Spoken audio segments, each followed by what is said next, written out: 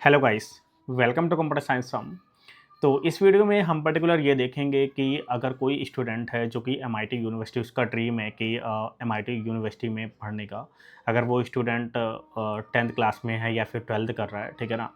सो किस तरीके से वो एडमिशन ले सकता है, क्या-क्या चैलेंजेस फेस करने पड़ेंगे? क्या अगर कोई भी नॉर्मल स्टूडेंट है या फिर बहुत ज़्यादा एवरेज स्टूडेंट है और उसका फैमिली का बैकग्राउंड नहीं सही है या फिर फैमिली का बैकग्राउंड उतना अच्छा नहीं है, तो कैसे वो एडमिशन ले सकता है? क्या वो पॉसिबल है कि नहीं है? क्योंकि आप सभी को पता है कि एमआईटी दुनिया की सबसे पॉपुलर यूनिवर्सिटी है ना? हमेशा अगर 2024 की बात करें, 2025 की भी बात करें या फिर 2023, 22, 20 की बात करें, तो अगर उसकी रैंकिंग की बात करें तो हमेशा उसको कोई कोई अदर यूनिवर्सिटी बीट नहीं कर पाई। हमेशा रैंकिंग में पर ईयर वो 1 में ही रहता है।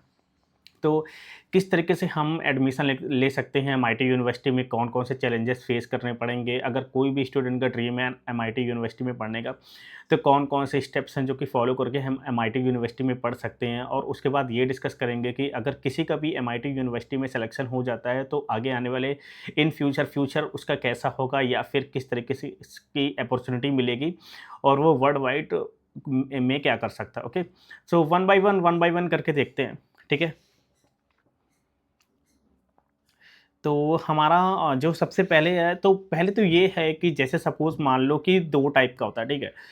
सबसे पहले तो अगर आप एमआईटी यूनिवर्सिटी में पढ़ना चाहते हो, तो आपको ये हमेशा ध्यान रखना है कि अगर आपको एमआईटी यूनिवर्सिटी में पढ़ना है, तो आपका जो ग्रेजुएशन होना चाहिए, वो बहुत ही टॉप की यूनिवर्सिटी से होना चाहिए। तो आपने बहुत ज़्यादा नोटिस किया होगा कि जो भी हमारे आईआईटी बॉम्बे के स्टूडेंट होते हैं, मतलब जो भी आईआईटी जेईई क्रैक करते हैं, तो उसमें से आपने देखा होगा कि जिसकी भी टॉप 10 या टॉप 15 या इवन टॉप 30 या टॉप 50 आप मान सकते हो, जिनकी भी रैंक विदिन 50 होती है या under 100 you can also consider, तो वो ट्राई करते हैं कि हमारा कैसे ना कैसे करके एमआईटी यूनिवर्सिटी में हो जाए, ठीक है? बहुत सारे लोग फॉरेन शिफ्ट होना चाहते हैं, तो वो लोग बहुत ज़्यादा ट्राई करते हैं। तो सबसे पहले तो आपको ये कोशिश करना चाहिए कि हमारा इंडिया में बहुत ही टॉप के कॉलेज से हमारा ग्रेजुएशन हो जाए, ठीक है?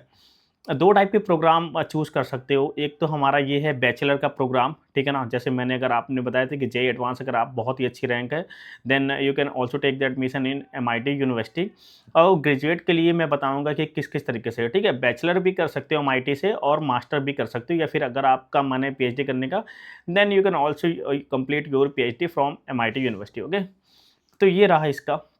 और इसके बाद ये है कि एकेडमिक कैसा होना चाहिए, ठीक है? मतलब प्रिपरेशन क्या होनी चाहिए, अप्लाई करने के लिए क्या-क्या चीज़ें होनी चाहिए, मतलब अगर आप एमआईटी यूनिवर्सिटी में अप्लाई कर रहे हो तो कौन-कौन सी चीज़ें होनी चाहिए, ठीक है? तो आपका मैथमेटिक्स बहुत ही ज़्यादा स्ट्रॉन्ग होनी चाहिए, ठीक है ना? इसमें calculus, algebra, problem solving skill, ये have great problem solving skill, है ना? इसमें एक चीज़ नहीं दी गई है, जो कि है प्रोबेबिलिटी, है ना? वो भी स्ट्रॉन्ग होना चाहिए। अगर आप किसी भी स्ट्रीम से रिलेटेड हो, है ना? जैसे फिज़िक्स, केमिस्ट्री, बायोलॉजी, तो अपनी फ़ील्ड में जिस पर्टिकुलर फ़ील्ड से अगर आप कोई भी ग्रेजुएशन या फिर मास्टर करने जा रहे हो, तो आपको अपनी फ़ील्ड में बहुत ही अच्छी नॉलेज होनी चाहिए। उसके बाद ये है कि आपकी जो भी एबिलिटी है, मतलब कि जो भी एनालिसिस करने की एबिलिटी है या फिर प्रॉब्लम सॉल्विंग करने की स्किल है, that should be very strong if you are going for MIT university. Then हमारा थर्ड है कि जो कि हमारा जो टेस्ट होते हैं, वो कौन-कौन से होते हैं, ठीक है? कौन-कौन से स्टैंडर्ड टेस्ट है, ठीक है? एक तो हमारा सैट है ना? और एक्ट एक्ट, है ना? जो कि बहुत ज़्यादा स्टैंडर्ड टेस्ट माने गए हैं, ठीक है ना? अब देखिए बात ये है कि जो कि नॉन नेटिव स्पीकर्स हैं, ठीक है ना? समझ रहे हो ना? बहुत से वर्ल्ड वाइड यहाँ पे स्टूडेंट्स आते हैं। तो अगर मान लो वहाँ का कोई भी मान लो कि यूएस या फिर ऐसे, मतलब उनका लोकल का नहीं हुआ, देन वो ट्राई करते हैं, मतलब रिक्वायरमेंट एक करते हैं कि अगर आपका टॉएफल एग्ज़ाम हो या आइलेट्स एग्ज़ाम क्लियर हो, ठीक है ना? अगर आपको इन दोनों एग्ज़ाम के बारे में नहीं पता है, then in future I will make on this topic video, ठीक है? लेकिन आप नेट पे सर्च कर सकते हो what is TOEFL exam and IELTS exam. अगर आपने बीटेक कंप्लीट कर रखा होगा या फिर ग्रेजुएशन कंप्लीट कर रखा है, देन आपको पता होगा। और अगर मान लो कि एबिलिटी चेक करने के लिए, मान लो कि अगर आपका ग्रेजुएशन कंप्लीट हो चुका है, ठीक है ना? तो एबिलिटी चेक करने के लिए वो आपसे जीआरई का भी एग्ज़ाम, जीआरई का भी सर्टिफिकेशन माँग सकते हैं, ठीक है ना? So you have to clear GRE exam and TOEFL IELTS है। आइलेट्स का एग्ज़ाम, टॉएफल का एग्ज़ाम। आइलेट्स का बेसिकली एग्ज़ाम होता है कि क्या बोलते हैं कि हाउ इज़ योर इंग्लिश, ठीक है ना? मतलब इंग्लिश कैसी है आपकी, ठीक है? तो ये रहा, ठीक है ना? सिंपल से इसके टेस्ट हैं, ठीक है ना? कोई बहुत ही ज़्यादा नहीं है। लेकिन ये क्यों टफ़ पड़ता है, आगे बताते हैं क्यों ये टफ़ पड़ता है, ठीक है? तो जो भी एप्लीकेशन होती है, ऐसा नहीं कि अगर आप एमआईटी के लिए सोच रहे हैं then you have to go MIT, then further you have to focus next process, है ना? सारा जो भी एप्लीकेशन सबमिशन होता है ऑनलाइन ही होता है, ठीक है ना? आप ये देख सकते हो, ठीक है ना? ऑनलाइन आप अप्लाई कर सकते हो उनके पोर्टल में, ठीक है? और एमआईटी की यूनिवर्सिटी में सबसे ज़्यादा ये है कि सपोज़ मान लो कि आपने किसी अच्छी से, जहाँ से जिस कंट्री से आप बिलॉन्ग करते हो, आपने वहाँ से मान लो बहुत ही अच्छे से, मान लो किसी भी टॉप की यूनिवर्सिटी से आपने मान लो कि अपनी डिग्री कंप्लीट कर ली। उसके बाद क्या हुआ, जो भी एमआईटी के क्राइटेरिया हैं, ठीक है? उनके टेस्ट वगैरह वो भी क्लियर कर लिए। फिर एक एस्से का सेक्शन आता है। इस बेसिकली इस इसमें होता क्या है कि वो आपसे एस्से लिखने के लिए बोलते हैं। फिर एस्से लिखने के लिए बोलते हैं तो उसमें बेसिकली ये जज किया जाता है कि आपकी थिंकिंग क्या है। आप what do you want to come in MIT university, आपका मोटो क्या है, ठीक है ना? आपकी थिंकिंग क्या है, मीन्स वो आपकी एबिलिटी चेक करते हैं।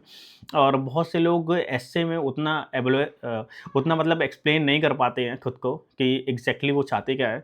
तो कहीं ना कहीं से एस्से से बहुत ज़्यादा फ़र्क पड़ता है। मीन्स एस्से लिखवाने का उनको यही एक मोटो होता है कि आप किस लिए आ रहे हो, ठीक है, एमआईटी यूनिवर्सिटी में, ठीक है? तो अब बात ये आती है कि इसके बाद एसए के बाद हमारा आता है, अगर वो मान लो कि आपका ग्रेजुएशन देखते हैं, उसके बाद मान लो कि आपकी डिग्री ठीक है, आपने टेस्ट क्वालिफ़ाई कर लिया। अब अगर आपने एसए भी, अगर लेकिन अगर आपका फिर भी अगर वो चाहते हैं कि नहीं मुझे इंटरव्यू लेना चाहिए, देन अगर वो ऑफ़र करेंगे, ठीक है? So they will take interview and you have to perform very good in interview. If you don't perform in interview, then definitely you can't be selected in MIT university. तो आप ये देख सकते हो इंटरव्यू के लिए भी आपको वेल प्रिपेयर होना है, ठीक है ना? तो वो है, ठीक है? तो ये सारी चीज़ें हैं। एक होलिस्टिक इवैल्यूएशन होता है, मीन्स पहले तो आपका एकेडमिक देखते हैं, जो कि आपका टेस्ट होता है वो देखते हैं, फिर आपका एस्से देखते हैं, फिर आपका इंटरव्यू कैसे हुआ वो देखते हैं। एस्से में मेनली ये चीज़ फ़ोकस करते हैं कि किस तरीके से आपने कैसे क्या-क्या मोटो है या फिर क्या मतलब कि एक्सप्लेन की है चीज़ें। फिर मतलब एक बहुत ही ज़्यादा वेल मैनर तरीके से आपका इवैल्यूएशन होता है कि किस तरीके से आप कैसे कैंडिडेट हो, एमआईटी यूनिवर्सिटी को डिज़र्व करते हो कि नहीं, ठीक है ना? मीन्स एक प्रॉपर बहुत ज़्यादा इवैल्यूएट किया जाता है आप पे, ठीक है? If you are going for MIT university. Then इसके बाद क्या है कि आपको वो एडमिट करते हैं, वेट लिस्ट करते हैं या फिर रिजेक्ट करते हैं, ठीक है? 3 चीज़ें होती हैं। अगर आप एडमिशन के डिसीज़न के टाइम 3 चीज़ें होती हैं, या फिर एडमिट करेंगे या फिर वेट लिस्ट में आपको डाल देंगे या फिर रिजेक्ट कर देंगे, ठीक है? तो इसके लिए क्या है कि अगर आपको उनको एडमिट करना होगा, मीन्स अगर आप सारे क्राइटेरिया फुलफिल हुए और फिर इंटरव्यू भी आपका सही किया, then you can select, means आप एडमिन हो जाओगे, ठीक है ना? इसके बाद क्या है कि वो भी हो सकता है कि अगर मान लो कि डिपेंड करता है कि क्या रिक्वायरमेंट है। अगर उनको लगता है कि आप डिज़र्व करते हो, आप इस यूनिवर्सिटी के लिए बिल्कुल परफेक्ट कैंडिडेट हो, देन आपको कुछ हो सकता है कि कुछ पर्सनल मतलब रीज़न की वजह से आपको वेट लिस्ट में डाल दें, फिर एक्सेप्ट कर लें या फिर डायरेक्टली फिर आपको रिजेक्ट भी कर सकते हैं, ठीक है ना? It's totally depend on your capability, how is your capability and how you performed in interview, test and all the things, okay? उसके बाद ये है कि फाइनेंशियल एड एंड स्कॉलरशिप, ठीक है? तो बहुत सारे स्टूडेंट्स यहाँ की फ़ीस अफ़ोर्ड नहीं कर पाते हैं। वो I think average 45 to 50 lakh something fees होती है। तो बहुत सारे जो इंडियन, अगर बात करें इंडियन स्टूडेंट्स की, तो इतना अरेंज करना पॉसिबल नहीं है। एक जो एवरेज फैमिली से बिलॉन्ग करता है, तो वो स्कॉलरशिप प्रोवाइड करते हैं, ठीक है ना? कुछ परसेंट आपको देना होता है, कुछ परसेंट स्कॉलरशिप प्रोवाइड करते हैं। It's totally depend on you, how you perform in interview and how you deserve it, okay? So scholarship आपको ईज़िली मिल जाती है, बहुत ज़्यादा एफर्ट मारने की ज़रूरत नहीं पड़ती है, ठीक है?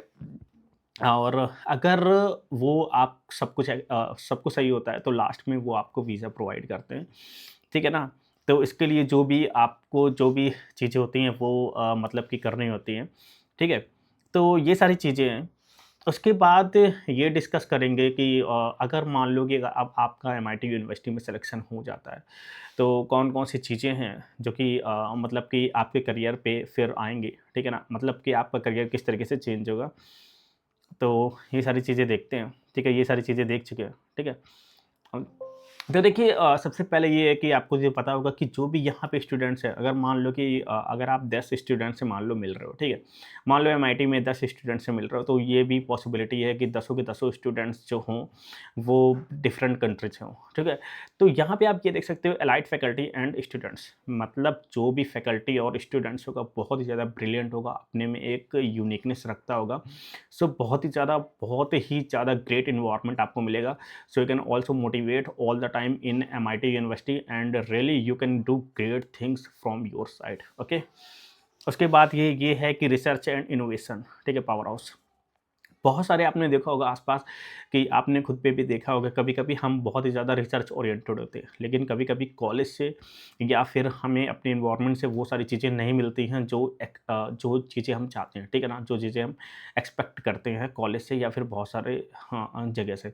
तो यहाँ पे आपको रिसर्च ओरिएंटेड एक एनवायरनमेंट मिलेगा प्रॉपर, है ना? ठीक है? अगर आपके मन में कोई भी डाउट है या फिर कुछ भी आप इनोवेट करना चाहते हैं, देन आपको टाइम दिया जाएगा प्रॉपर और बहुत ज़्यादा जो भी एडवांस टेक्नोलॉजी होती है, जो भी एडवांस चीज़ें होती है, इसी कॉलेज से ज़्यादातर वर्ल्ड वाइड हमको प्रोवाइड होती है।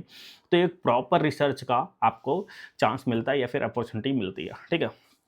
तो आप देख सकते हो कि एकेडमिक बहुत ज़्यादा मतलब कि टॉप का रहता है, ये तो आप जानते होंगे, ठीक है ना? और देखिए जैसे सपोज़ मान लो कि हम यहाँ पे क्या है कि ये तो आपको पता ही होगा कि क्या कहते हैं कि सेलेक्टिव मतलब कि बहुत ज़्यादा डिमांड में रहता है, ठीक है ना? ये हमेशा कॉलेज, ठीक है? तो इसलिए बहुत ज़्यादा स्टूडेंट ये चाहते हैं कि मेरा सिलेक्शन हो, ठीक है ना? कैसे भी कैसे करके मैं एमआईटी यूनिवर्सिटी में पढूँ, ठीक है ना?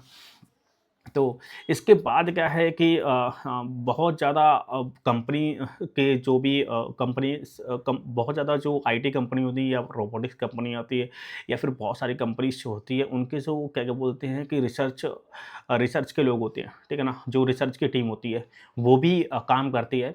मतलब इम्पैक्टफुल एलुमनी बोल सकते हो, ठीक है ना? जो भी चीज़ें होती हैं, बहुत ज़्यादा इम्पैक्टफुल होती हैं, ठीक है ना? So you can also read out this, okay? उसके बाद क्या होता है कि ये मैं बताऊँगा कि अगर सपोज़ मान लो बहुत ज़्यादा मतलब कि अगर आप अच्छे से मतलब कि सब कुछ करते हो देन अगर बात करें कि अगर आप अपना कुछ भी एमआईटी यूनिवर्सिटी से कंप्लीट करते हो, कोई भी कंपनी आपको इग्नोर नहीं कर सकती, चाहे वो गूगल हो या फिर माइक्रोसॉफ्ट हो, ठीक है ना?